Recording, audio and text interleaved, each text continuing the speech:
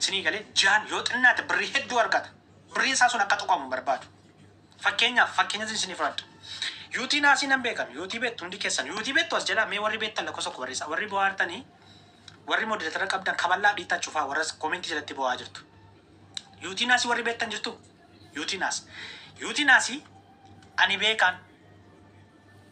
Yuutii naas eessatti baratte Hawaasaa yuunivarsiitiitti baratte faanan baradheen. Wayaa isheen isinitti muun jedhee gabaabsee jechuudha. Gabaabsee. Yuutii naas yeroo darbe konsertii gaafa guyyaatti Hacaaluun keenya du'eerra jechuudha.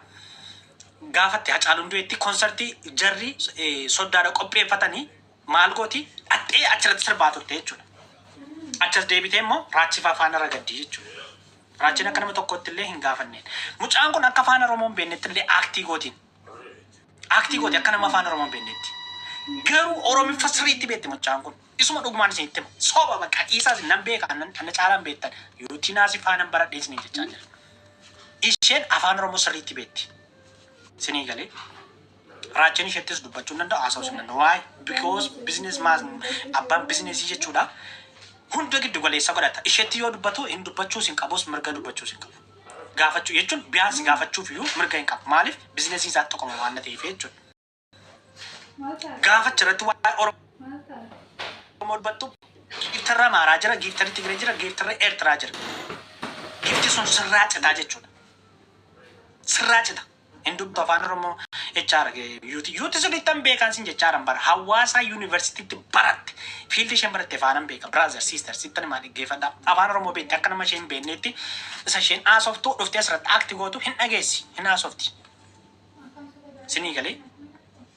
Sirriitti dhageessin. Yuutii nan beekaanan waan hin beekne isinitti hin fakkaatin. Sinii galee. So bizinesiin kun dhaabbachuu hin qabu. So giiftarri Amaaraas jira, giiftarri Tigree jira, giiftarri Eertiraas jira. Giiftarri kun hundumtuu yoon gaafa waa'ee Oromoo dubbate jalaa tabalaasha. Sun tabalaasha mannaa maal gochuu wayi waa'ee Oromoo gadi buusta. Hin dhiistaan. Kana qofaa miti. Wanta dhugaa tokkoon isinitti hima dhaggeeffadhaa. Wanta sirrii jechuudha. Fakkeenyaaf soolee yeroo baay'ee sagalee ta'a. Iddoo akkas akkasiitti kanatu ta'a jira jedhame Oromootu miidhamaa jira yoo jedhame sagalee ta'a soolan. Akkuma isin beektan kan ariifatee bahe miidiyaa irratti sagalee ta'a. Arraachimmaaf sagalee ta'uu dhiisee miti. Sagalee ta'uu dhiisu. Maybe biyya keessa jira haalli mijachuuf dhiisuu danda'a. Garuu sa'aatii itti sabni uummanni salaalee naannoo dharraarra jiran darraa moo darraa ta'an achi miidhamaa jiran inni maal godha beektu viidiyoo Finfinneetti akkas bareedee jira jedhee Finfinnee agarsiisaa ture. Dhugaa ishee yoo dubbanne jechuudha. So namoota kontentii garaagaraa qabanidha. Lamaanuun isaanii. Namoota kontentii garaagaraa walitti dhufu kontentiin isaanii. Sinii galee. Akka Oromootti maal barbaada? Akka Oromootti lamaan isaanii araaraman. Ajandaa nuun fidina. Hin barbaannu girrigirrii keessa nurraa dhaabaati. Soolanis ilma Oromooti sabboonaadha. Inni sunis ilma Oromooti sabboonaadha. Lamaanuu isaanii walitti nuuf araarsa. Okay? Sinii galee? Dhugaa rabbiin sitti hima. Bakka soolan biltii ta'e araadaa ta'e bakka. Sii galee? Jarjattee asirratti arraba kee hin baballeessin. Raachiin dubbateera viidiyoo jedheera waa'ee kee hin hojjenne. Inni garuu laayifii isaa irratti maal godhaa? Bakka akkas jedhee haasaa bakka akkas jedhee haasaa. Oromoon keenya gaafa waan akkasii argu. Ani dhugaa rabbii sitti hima. Ani dhaggeeffadhaa miidiyaa kanarratti namoota fakkeessituu meeqa argee beekan. Aca barbaarii fakkeessituu.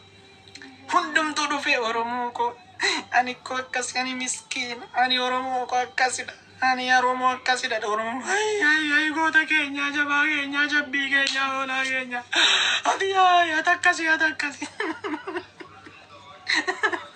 atakkasida dhugaa kee jette goota kootti muddi inni tokko immoo dhufe ani ija isheettan cabsarraan butu ati goota dhugaatti muddi itti muddeedha. Never guys. Dhaggeeffadhaa isinittan hima. Mubarak tiru. Mubeedisa. Ani mubeerraa afaan qusadhee maafan of qusadhee dhibeedhaan kan yoo dhuguma dhibee dhukkubfate ta'e waaqayyo isaa amaaru isaa fayyisu garuu maal isiniin jechuuf hin jedhee lamaanuu isaanii ilma Oromooti adda adda baastan warri gowwaan ta'ina warri ijoolleen qimamii mana maadaamiidha gamaa gamana gortanii ibidda nafuufina dhugaa rabbiiti ibidda nafuufina keessattuu nama sin hin beekne nama dhimma keessan hin qabne nama dhaggeeffadhaa waa tokkotu jira guys.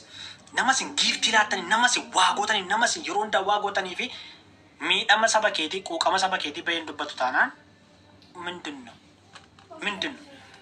maalidha sinii galee wanti tokko yaada dhugaa rabbi callisaatti yaadaa sin eenyutu hojii sirrii hojjetaara maaltu adeemamaa jira maaltu godhamaa jira saayee polotikaa akkamitu irratti hojjetamaa jira tiiktookii kan irratti jedhaati itti yaadaan isiniin jechaara nama tokkoyyuu hin gabbarina nama tokkoyyuu handa sau nama tokko hin gabbarina isuma dhugumaan isin itti ani abbaan barbaadde miliyoona 100 maan qabaatin isin jechaa jira miliyoona 100 maan qabaatin gochati gooteen si kabaja waan ati hojjetteen kabaja siif kenna kanarraan kana fe gochatiin goone tokkoon dhimma si jala asirratti latuuf hin qaban nama jala fiiguma amala akkasii illee hin beekan isuma dhugumaan isin itti nama jala fiiguma amala akkasii hin qaban jireenya koo keessatti jechuudha isinii galee nama jala hin fiigu bakka gootetta okay waan gaarii maalatu jechaarta kan jedhuun ilaala dhaqee annamni maa fayyadamaa miti haa fayyadamu rabbiitu carraa laateef haa fayyadamu hayaatu isuma dhugumaan isin itti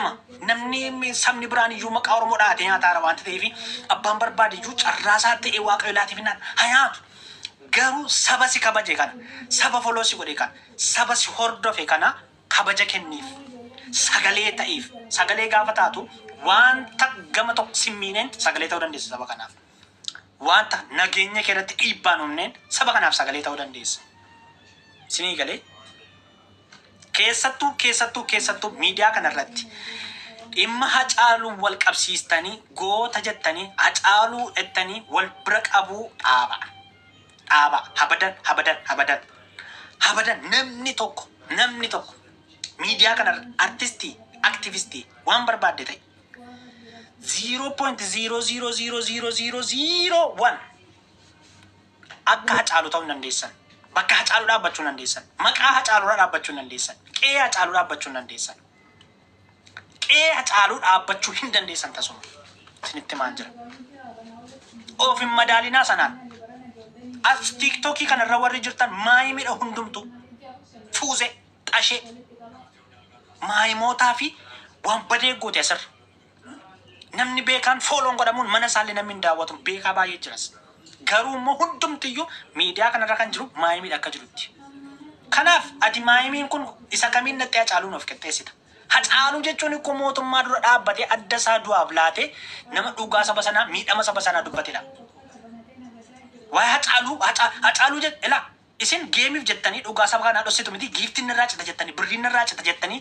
dhugaa saba kanaa hin dubbattan miti Hacaaluu jechuun bakka itti mootiin Eertiraa fa'aa Isaayyaas fa'aa ta'anitti Abiyyi fa'aa ta'anitti sabni keenya dhumaa jira jedhee isteejirratti namni iyye Hacaaluudha akka Hacaaluu ta'uudhaaf ganaa seenaa amma qabdu kana balleessitee gara haadha keetti deebitee achi lammataa dhalachuu si gaafata achi gad deebitee haaraa lammataa dhalachuu si gaafata kanarraan kan hafe never Hacaaluu ta'uu hin dandeessu fakkaatti isaas ta'uu hin dandeessu Hacaaluun ani qaaliidha saba koofi jedhe waan dhugaa dubbate ati immoo dhuftee ani saba kana paapayyaadha buskutiidha tiriidantiidha marqaadha shugguxiidha boombiidha dishkaadha who are you hojii kee maalidha jennee si gaafa namni immoo gaafata akka jettu Haceen hin jedhe miti Haceen ani qaaliidha jedhe akkuma saba sanaaf qaalii ta'e wanta dhugaa dubbate dabarsees fide isin immoo dhuftanii asirratti ani buskutii ani paapayyaa Oromoo ani maaloo Oromoo ettu dhuftanii eenyutu sin godheedha fidaa ragaa keessan hojii keessan fidaa nutti agarsiisa Oromoof kanan godhe jedhaati Oromoon gaafa sana si kabaja kanarraan kan hafe ati fiddee dhuftee seenaa gaddaa tokko haasoftee jechuudha dhuftee as miidiyaa kanarratti namma seenaa nama gaddisu yoon gad haasee Oromoon keenya garraamidha dhugaa waaqayyooma bohuutti ka'a seenaa rakkinaa wayii fide yoon haasee Oromoon keenya garraamidha baay'ee dhufee ammoo mahii qiqqeedhee bohuutti ka'a isinii galee Oromoon keenya garraamidha baay'ee arjaadha baay'ee garaa ijoollee maadaamii nyaatina sobdanii ijoollee qima moota maadaamii warra garaa laafuu kana garaa bal'atu kana hin nyaatina garaa isaanii hin gowwomsinaa dhugaa rabbiin isin itti hin gowwomsinaa sobdanii isinii galee kanaaf warri anamma namoonni as jalatti illee na arrabsaartan ani siittan kolfa baasu namoota jireenya keessa itti gammadoo hin taane warri na arrabsitan warroota faamiliin keessa rakkoo qaban wallolan rakkoo dhuunfaa qabdan fiddanis jalatti nama arrabsitu maaliif ani sin arrabsaan sababan hin jirree jechuudha arrabsitan illee I don't care ana prootiin illee kanaan dura sin itti meen arrabi keessan sinii galee so isin lamaan nurraa dhaabbadhaa raachee king jettee barreessita yoo ta'e soolan king jedhi barreessi koomenti irratti nama wanta wal caalchistuuf tokko illee hin qabdu waan wal caalchistuuf tokko hin qabdu sinii galee soolan akka nama tokkotti anan goddanyaa kodha sinii galee miidiyaa kana irratti wal barree goddanyaa kodha nan beekaan ittan dhiyaadha raachees asuma irratti han baree sinii galee raachee illee asuma irratti han baree miidiyaa kana irratti han baree jechuudha lamaanuu garuu gingishaa kiyya keessa galchee ilaaleeraan lamaanuu iyyuu gingishaa kiyya keessa galchee ilaaleeraan ija kiyyaan yakkeettiin as dudduubaan ilaaleeraan maal akka isaan fakkaatan jechuudha sinii galee lamaanuu isaanii ilaaleeraan so ijoolleen jechuudha ijoolleen namarra gortanii nama arrabsaartan dhiisaa dhugaa rabbii dhiisaa faayidaa isiniif hin qabu